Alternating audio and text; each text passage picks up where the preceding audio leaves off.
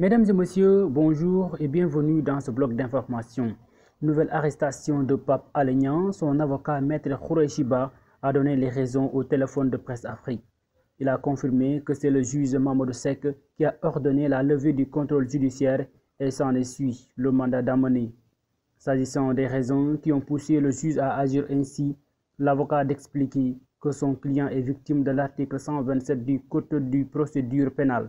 Selon lui, le juge s'est appuyé sur l'intervention du journaliste sur le live de Mollah Morgun et la sortie jugée tendancieuse à propos du DG de la police nationale, Bocar Seydou Yag. Pape Alé Niang sera remis probablement sous mandat de dépôt ce mardi. Rapport de la Cour des comptes.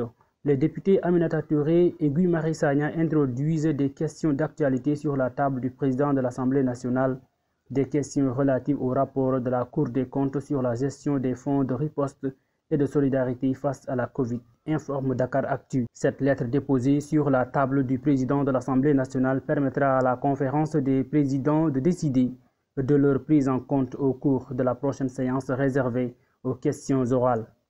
Lors de la dernière rencontre des députés à l'Assemblée nationale, Mme Aminata Touré s'était prononcée sur la question et avait manifesté son attachement à s'investir pour que ces irrégularités et fautes décelées dans le rapport de la Cour des comptes sur le contrôle de la gestion du fonds de riposte et de solidarité contre les effets de la Covid-19 puissent être tirées au clair et que les responsabilités soient situées.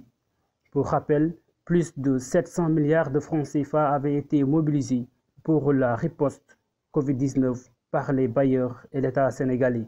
Sur 180 pages, le rapport de la Cour des comptes charge lourdement la gestion de ce fonds. Les contrôleurs disent avoir relevé une surfacturation de plus de 2,7 milliards de francs CFA sur le prix du riz acheté et distribué aux populations les plus démunies pendant le confinement. Elle pointe aussi une surfacturation des gels hydroalcooliques. Sur le rapport, 19 milliards de francs CFA ont été également alloués à des dépenses sans lien avec le Covid-19. Par exemple, l'achat de bacs de fleurs par le ministre de l'Urbanisme. 2 ans de prison ferme ont été requis contre les députés de l'opposition Massata Samb et Mamadou Niang.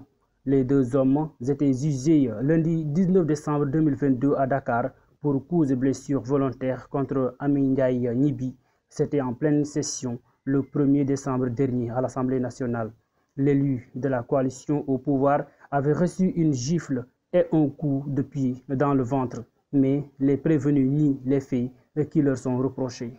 Sur l'international, en République démocratique du Congo, la France condamne le soutien du Rwanda au mouvement M23.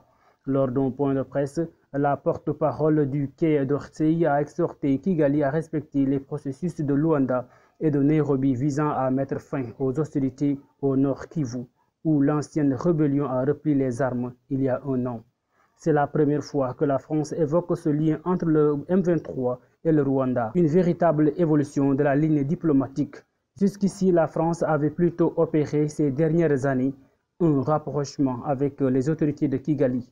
Le président Macron a assez vite voulu se distinguer de ses prédécesseurs. En sport, la Fédération sénégalaise de football informe l'opinion publique que le Sénégal n'est pas candidat pour l'organisation de la CAN 2025, contrairement à ce que certains médias ont récemment annoncé.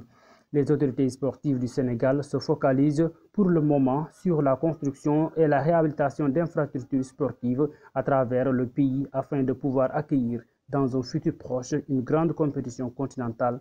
Communiqué signé Victor Sis, secrétaire général de la Fédération sénégalaise de football, fait à Dakar le 19 décembre 2022. De Qatar, 2 jours après le sacre en finale de la Coupe du Monde, Lionel Messi et ses coéquipiers sont arrivés en Argentine mardi matin, accompagnés de leur trophée de la Coupe du Monde. Attendus par des milliers de supporters, ils effectueront une grande boucle dans le centre-ville vers la mi-journée pour célébrer le 3e sacre de leur histoire. L'équipe argentine s'est ensuite rendue pour la nuit dans son centre d'entraînement où des milliers de supporters attendaient ses héros. Vers la mi-journée, les Argentins effectueront une grande boucle dans le centre-ville célébré par une foule immense en haut d'un bus à Impérial. Pour l'occasion, le gouvernement a décrété mardi jour férié dans tout le pays. Le roi Messi, quant à lui, s'est réveillé avec la Dame Coupe qui le fuyait depuis des années. Concernant la célébration d'Emiliano Martinez, rien de grave. Le meilleur gardien de la Coupe du Monde a été champion à 2 finalistes avec l'Albiceleste et c'était la même célébration.